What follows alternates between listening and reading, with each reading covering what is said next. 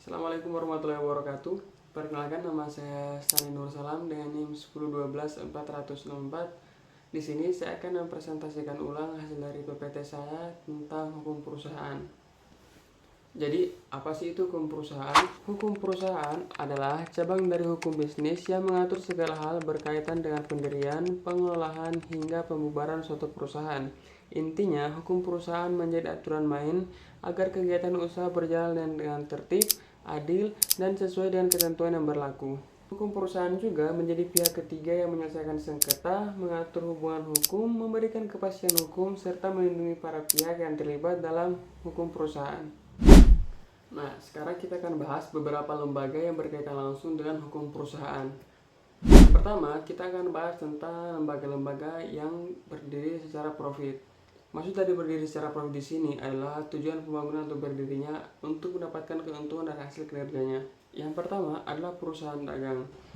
Jadi, perusahaan dagang adalah usaha yang kegiatan utamanya membeli barang dari pihak lain, lalu menjualnya tanpa mengubah bentuk barang tersebut. Kegiatan ini dilakukan secara grosir maupun enceran dengan tujuan memperoleh selisih keuntungan dari harga beli dan harga jual. Dalam hukum, kegiatan perdagangan dan bentuk usaha ini diatur antara lain di Kitab Undang-Undang Hukum Dagang yang menjadi dasar pengaturan aktivitas niaga di Indonesia. Ciri utama juga perusahaan dagang adalah aktivitas yang jual belinya secara terus-menerus, adanya persediaan, serta pencatatan keuangannya berbentuk keuntungan, kerugian, dan pendapatan yang didapatkan dari hasil penjualan. Lembaga profit yang kedua adalah mascap. Mascap adalah bentuk kerjasama antara dua orang atau lebih yang sepakat untuk menjalankan usaha bersama. Masing-masing pihak berkontribusi bisa berupa uang, barang, atau keahlian untuk mencapai keuntungan bersama. Dalam hukum, mascap diatur dalam Kitab Undang-Undang Hukum Perdata, khususnya mengenai persekutuan perdata. Aturan ini menjelaskan hubungan antara sekutu, hak, dan kewajiban serta pembagian keuntungan. Yang ketiga itu ada firma. Firma adalah bentuk persekutuan usaha yang didirikan oleh dua orang atau lebih untuk menjalankan kegiatan usaha bersama dan menggunakan satu nama. Dalam firma, para persekutu biasanya terlibat langsung dalam pengelolaan usaha dan bekerja sama secara aktif untuk menjalankan bisnis. Untuk status hukum dari firma diatur dalam Kitab Undang-Undang Hukum Dagang yang memuat langsung ketentuan mengenai pendirian, hubungan antar sekutu, serta tanggung jawab usaha. Aturan ini menjadi dasar penting dalam memahami hak dan kewajiban para pihak dalam firma. Yang keempat itu ada firma komanditer. Firma komanditer adalah bentuk persekutuan usaha yang terdiri dari dua jenis sekutu, yaitu sekutu aktif dan sekutu pasif. Sekutu aktif menjalankan usaha, sedangkan sekutu pasif hanya menanamkan modal saja. Untuk firma komanditer diatur dalam Kitab Undang-Undang Hukum yang menjelaskan tentang bentuk persekutuan komanditer, termasuk kedudukan sekutu aktif dan kedudukan sekutu pasif, serta tanggung jawabnya dalam menjalankan usaha. Yang kelima itu ada perseroan terbatas. Jadi, perseroan terbatas atau PT adalah badan usaha yang berbadan hukum serta modalnya terbagi dalam bentuk saham.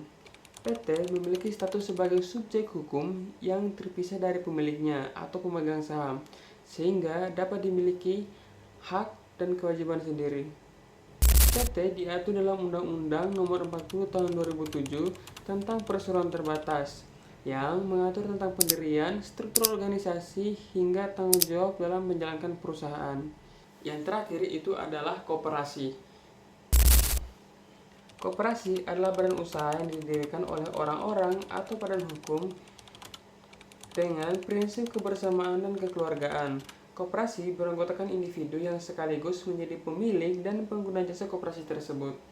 Dalam Undang-Undang Koperasi diatur di Nomor 25 Tahun 1992 tentang perkoperasian yang mengatur tentang pendirian, keanggotaan, serta pengelolaan koperasi. Ciri khas dari koperasi adalah prinsip keanggotaan yang sukarela dan terbuka, pengelolaan secara demokratis, serta pembagian hasil yang sesuai dengan kontribusi anggota. Nah, kalau tadi kita bahas lembaga yang berdiri secara profit, sekarang kita akan membahas lembaga-lembaga yang berdiri secara non-profit.